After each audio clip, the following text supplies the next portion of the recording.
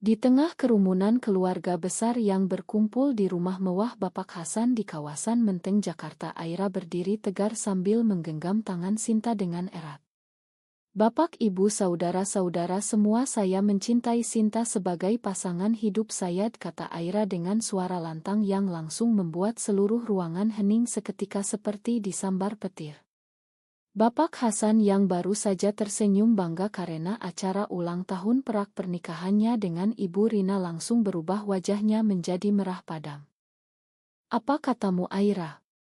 Kamu gila ya? Ini memalukan nama baik keluarga Wijaya di depan semua saudara," teriaknya sambil menunjuk jari telunjuk tepat ke wajah putrinya yang masih berusia 25 tahun itu. Suara Bapak Hasan menggema hingga ke dapur di mana para pelayan berhenti bekerja dan para sepupu serta bibi-bibi saling berbisik dengan mata melotot tidak percaya. Aira merasakan tangan Sinta yang biasanya hangat kini dingin dan gemetar, tetapi ia tidak melepaskan genggaman itu. Dalam hati Aira tahu ini adalah momen yang sudah ia persiapkan selama berbulan-bulan, tapi tetap saja rasa sakitnya seperti ditusuk pisau tajam. Ibu Rina yang duduk di kursi utama hanya menunduk memegang dadanya seolah-olah akan pingsan, sementara Bibi Atimah sepupu tertua langsung berdiri dan berteriak, "Ini dosa besar, Aira. Kamu mau bikin kita semua malu di lingkungan muslim ini." Aira menarik napas dalam-dalam mencoba menahan air mata yang sudah menggenang. "Ini bukan pilihan Bapak, ini adalah siapa saya sebenarnya. Saya mencintai Sinta bukan karena ingin melawan, tapi karena dia membuat saya merasa hidup."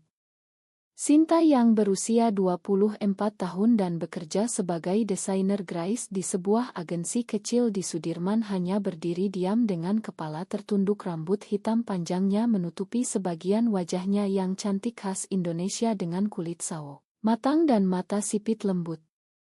Ia tahu betapa beratnya bagi Aira karena selama ini mereka selalu menyembunyikan hubungan ini dari keluarga besar. Tapi Aira memutuskan hari ini cukup sudah berpura-pura. Bapak Hasan melangkah maju, tangannya terangkat seolah ingin memukul tapi berhenti di udara. "Dari hari ini kamu bukan lagi anak saya. Keluar dari rumah ini, bawa pacar perempuanmu itu dan jangan pernah kembali. Kamu sudah mati bagi keluarga Wijaya." Kata-kata itu seperti bom yang meledak di dada Aira. Para saudara mulai berbisik-bisik, ada yang menggelengkan kepala, ada yang langsung meninggalkan ruangan karena merasa tidak enak. Ibu Rina akhirnya menangis terseduh-seduh, "Aira anakku, apa yang kamu lakukan pada kami?" Malam itu Aira dan Sinta meninggalkan rumah mewah itu dengan hanya membawa 2 koper kecil dan hati yang hancur. Mereka naik taksi menuju apartemen kecil Sinta di kawasan Tebet yang hanya berukuran 30 meter persegi. Di dalam mobil Aira tidak bisa menahan air mata lagi, ia menangis di bahu Sinta sementara Sinta hanya mengusap punggungnya pelan tanpa kata-kata karena ia tahu kata-kata tidak akan cukup. "Kita akan baik-baik saja, Aira," bisik Sinta, "akhirnya kita punya satu sama lain." Tapi Aira tahu harga yang harus dibayar baru saja dimulai.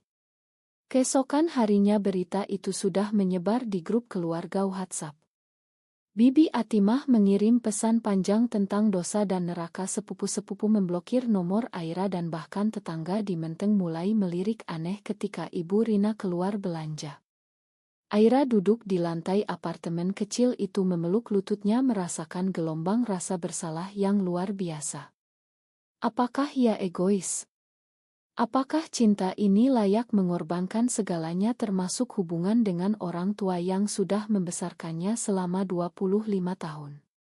Sinta yang sedang membuat kopi di dapur kecil hanya bisa memandang dari kejauhan, tahu bahwa perjuangan mereka baru saja dimulai. 5 bulan ke depan akan menjadi neraka bagi mereka berdua, tapi juga mungkin menjadi pintu menuju kebebasan yang selama ini mereka impikan. Pagi pertama setelah kejadian itu Aira bangun dengan mata bengkak dan kepala pusing. Sinta sudah pergi ke kantor meninggalkan secarik kertas kecil, "Aku sayang kamu jangan lupa makan siang ya. Aira tersenyum tipis tapi senyum itu langsung hilang ketika ia membuka ponsel dan melihat puluhan pesan dari nomor yang tidak dikenal. Kamu sudah gila, Aira. Ini aib besar bagi keluarga. Bapakmu sakit karena ulahmu. Ia melempar ponsel ke Soa dan menangis lagi. Di luar jendela apartemen hujan deras mengguyur Jakarta seperti ikut menangisi nasibnya. Aira yang dulu adalah anak kesayangan Bapak Hasan yang selalu dipuji karena lulus cum laude dari Universitas Indonesia jurusan hukum kini merasa seperti orang asing di kota kelahirannya sendiri. Ia memutuskan untuk tidak kembali ke kantor pengacara tempatnya bekerja karena takut gosip sudah menyebar. Sebaliknya ia mengirim surat pengunduran diri melalui email dan mulai mencari pekerjaan baru yang tidak memerlukan koneksi keluarga. Sinta pulang sore hari membawa makanan Padang kesukaan Aira tapi wajahnya juga lelah. Di kantor ada yang bertanya tentang kamu hari ini, katanya pelan sambil meletakkan tas. Mereka dengar dari sepupumu yang kerja di perusahaan sebelah. Aira mengangguk paham bahwa di Indonesia informasi seperti ini menyebar lebih cepat daripada virus.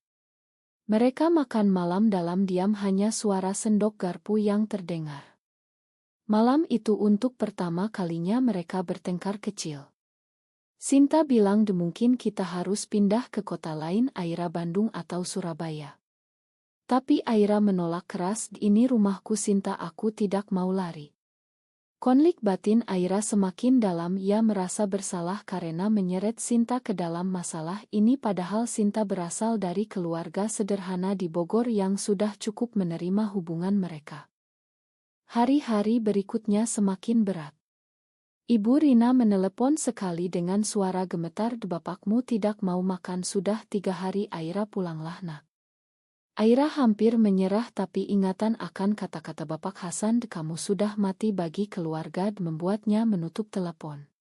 Sementara itu Sinta menghadapi tekanan di tempat kerjanya.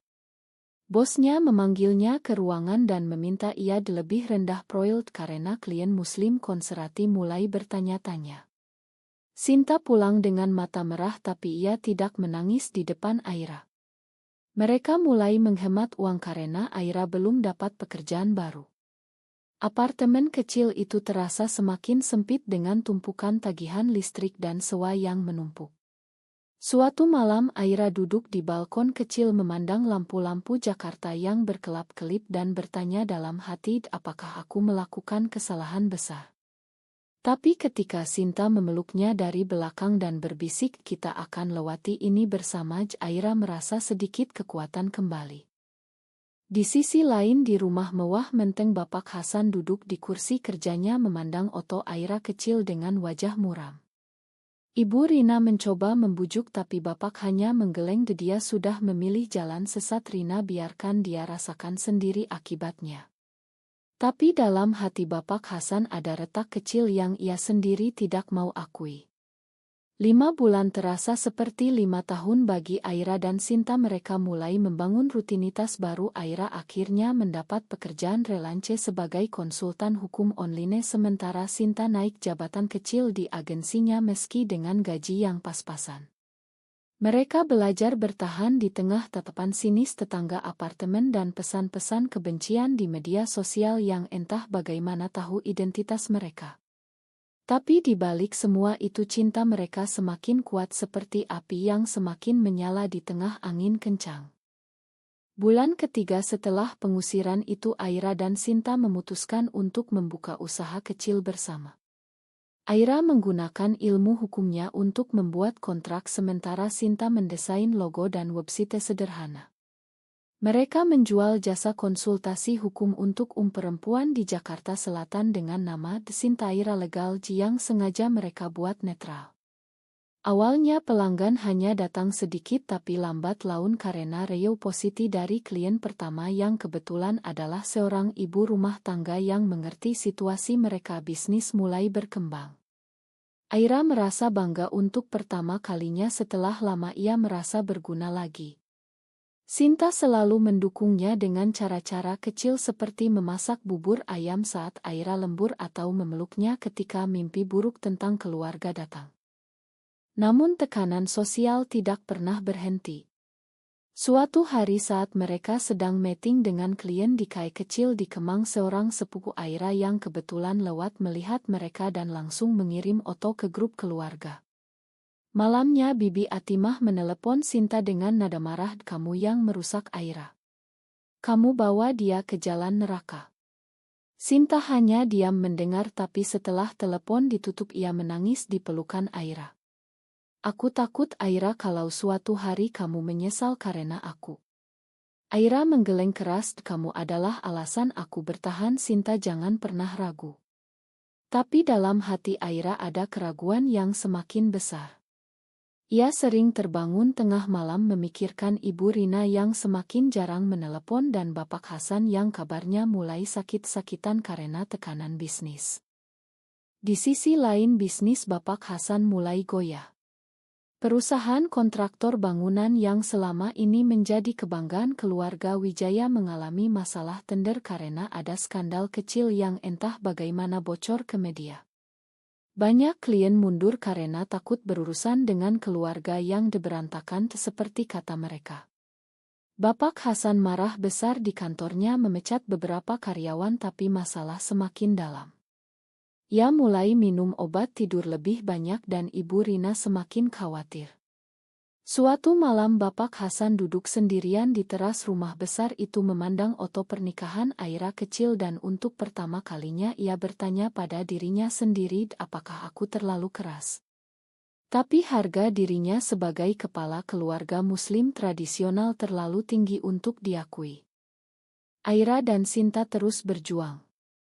Mereka berhasil mendapatkan klien besar pertama, sebuah startup perempuan yang membutuhkan kontrak dengan investor asing. Malam itu mereka merayakan dengan makan malam sederhana di apartemen, hanya mie instan dan telur, tapi tawa mereka mengisi ruangan kecil itu. "Kita bisa Sintad," kata Aira sambil mengangkat gelas air putih seperti anggur. Sinta tersenyum tapi matanya menunjukkan kekhawatiran. "Aku bangga padamu, tapi aku juga takut kalau keluargamu tahu kita sukses, mereka akan bilang ini karena dosa." Aira hanya mengangguk, tahu bahwa di Indonesia label lesbian masih seperti kutukan bagi banyak orang. Bulan keempat bisnis mereka mulai stabil. Aira bahkan bisa menyewa ruang kecil di coworking space dekat apartemen.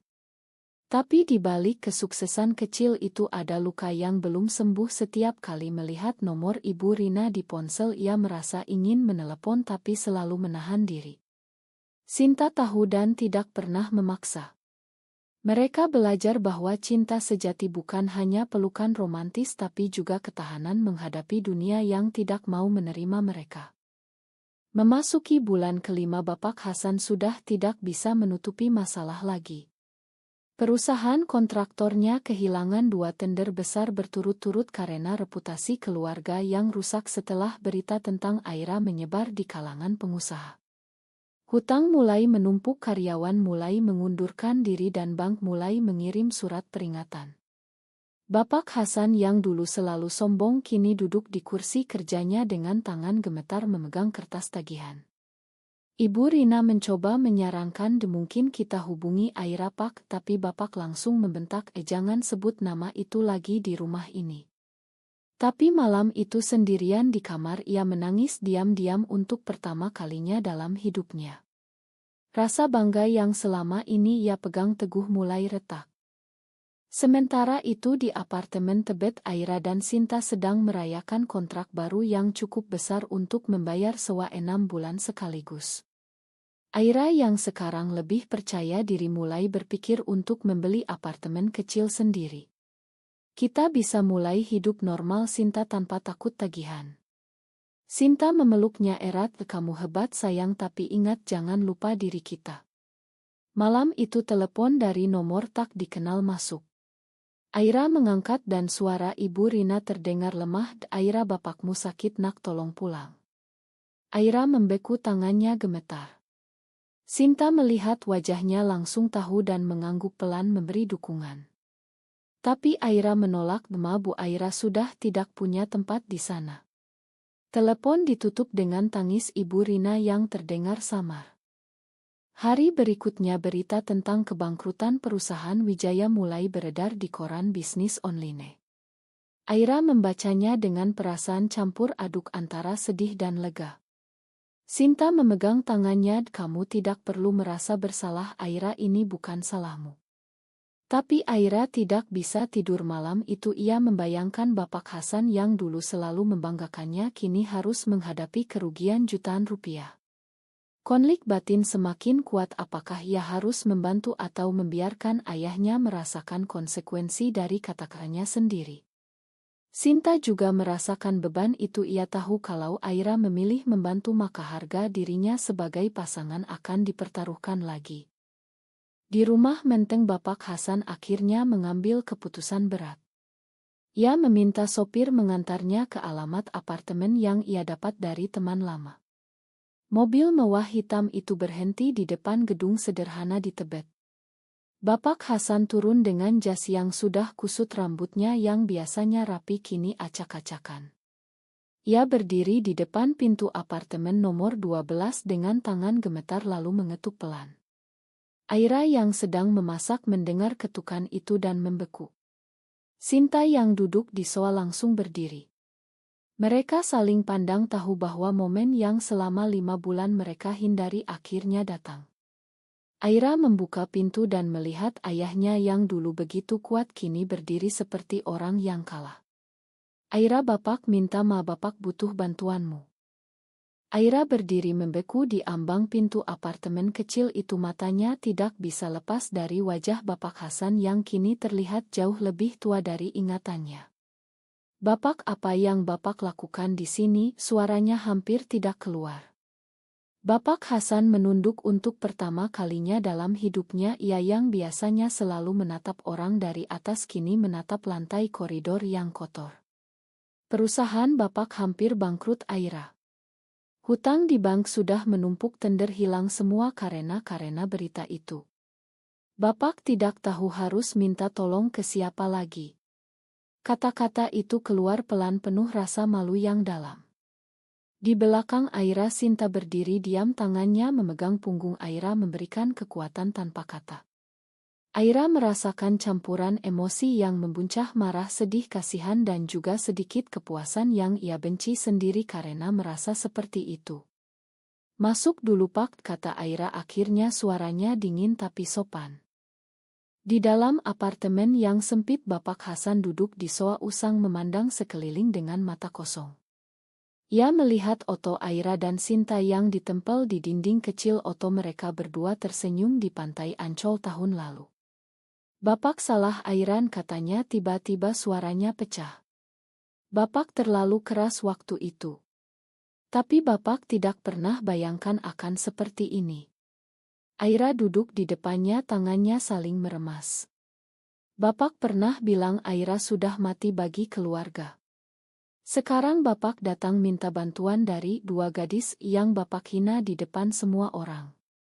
Kata-kata itu keluar tajam seperti pisau yang selama 5 bulan ia pendam. Sinta hanya diam di dapur membuat teh panas, tahu bahwa ini adalah pertarungan Aira dengan masa lalunya. Bapak Hasan mengangguk pelan, air mata jatuh ke pangkuannya. Bapak tahu ini memalukan. Tapi kalau perusahaan jatuh, rumah di Menteng juga akan disita. Ibu Rina, ibu tidak kuat, Aira. Malam itu Aira tidak bisa tidur. Ia duduk di balkon sendirian memandang langit Jakarta yang mendung. Sinta keluar dan memeluknya dari belakang. Kamu tidak wajib membantu, sayang. Ini pilihanmu. Aira mengangguk tapi hatinya berperang. Di satu sisi ia ingin membalas dendam dengan menolak, di sisi lain darah dagingnya sendiri sedang sekarat. Keesokan paginya Aira pergi ke kantor lama Bapak Hasan untuk melihat dokumen. Ia membawa Sinta sebagai pendamping hukum. Di sana karyawan lama memandang mereka dengan campur aduk, ada yang kasihan, ada yang jijik. Aira membaca laporan keuangan dan menyadari masalahnya lebih dalam dari yang dibayangkan. Ada penggelapan dana oleh salah satu sepupu yang dulu paling okal menghina mereka. Ini pengkhianatan dari dalam, kata Aira pada Bapak Hasan sore harinya. Bapak hanya diam, tahu bahwa karma mulai berputar. Hari-hari berikutnya Aira bekerja siang malam menyusun strategi hukum untuk menyelamatkan perusahaan. Sinta mendukung sepenuhnya meski ia sendiri lelah. Suatu malam ketika Aira pulang larut, Sinta bertanya pelan, "Apa kamu bahagia melakukan ini, Aira?" Aira tidak langsung jawab, ia hanya memeluk Sinta erat. "Aku tidak tahu, Sinta, tapi aku tidak bisa biarkan ibu menderita karena kesalahan Bapak." Konflik batin semakin kuat terutama ketika Bibi Atimah menelepon lagi meminta maaf secara paksa karena tahu Aira sedang membantu. Aira merasa seperti sedang dipermainkan tapi ia tetap melanjutkan. 5 bulan yang penuh luka kini berubah menjadi ujian terberat. Apakah ia akan memakan sepenuhnya atau hanya membantu karena kewajiban? Setelah 2 minggu bekerja tanpa henti, Aira berhasil menyelamatkan perusahaan Bapak Hasan dari kebangkrutan. Ia menemukan bukti penggelapan oleh sepupu dan mengajukan laporan ke polisi, meski itu berarti nama keluarga kembali tercoreng. Bapak Hasan duduk di ruang tamu apartemen kecil itu untuk kesekian kalinya. Wajahnya kini penuh rasa terima kasih yang tulus. "Terima kasih, Aira, Bapak tidak layak dapat ini semua." Aira hanya mengangguk lelah, matanya menatap Sinta yang sedang menyusun dokumen di meja makan. "Aira lakukan ini bukan untuk Bapak tapi untuk Ibu dan untuk diri Aira sendiri. Tapi ingat Pak, hubungan kita tidak akan pernah sama lagi." Kata-kata itu keluar tegas tapi ada getar emosi di dalamnya. Bapak Hasan menunduk lagi. "Bapak mengerti. Bapak hanya minta satu hal, ingin Bapak datang mengunjungi kalian sesekali." Sinta yang selama ini diam akhirnya angkat bicara. "Kami tidak menutup pintu Pak, tapi kami juga tidak akan memaksa diri kami untuk pura-pura seperti dulu." Malam terakhir sebelum perusahaan resmi selamat, Aira dan Sinta duduk berdua di balkon apartemen kecil yang sudah terasa seperti rumah. Aira memegang tangan Sinta erat. "Aku hampir menyerah." Sinta hampir memilih membalas dendam. Sinta tersenyum lembut. "Tapi kamu memilih untuk menjadi versi dirimu yang lebih baik. Itu yang membuat aku semakin mencintaimu." Di kejauhan lampu-lampu Jakarta masih berkelap-kelip sama seperti 5 bulan lalu, tapi kali ini Aira merasa lebih ringan. Ia telah membayar harga yang mahal untuk menjadi dirinya sendiri dan sekarang ia tahu bahwa cinta sejati bukan hanya tentang bertahan tapi juga tentang memakan tanpa melupakan. Bapak Hasan pulang ke Menteng dengan hati yang berubah. Meski luka masih ada, ia mulai belajar menerima perlahan. Ibu Rina menelepon Aira keesokan harinya dengan suara bahagia. "Terima kasih nak, bapakmu mulai tersenyum lagi." Tapi Aira tahu perjalanan masih panjang. Masyarakat masih sama, denisi sosial masih ada dan pilihan hidupnya tetap akan menjadi perdebatan bagi banyak orang. Ia memandang Sinta yang sedang tidur di sampingnya dan bertanya dalam hati, apakah semua ini layak? Di akhir perjalanan panjang itu Aira telah bangkit bukan sebagai anak yang patuh tapi sebagai wanita yang utuh bersama cinta yang ia pilih. Apakah keputusan Aira untuk membantu ayahnya setelah semua pengkhianatan dan penghinaan adalah pilihan yang benar atau justru mengulangi kesalahan masa lalu dengan mengorbankan harga diri dan kebahagiaan Sinta? Apa pendapatmu?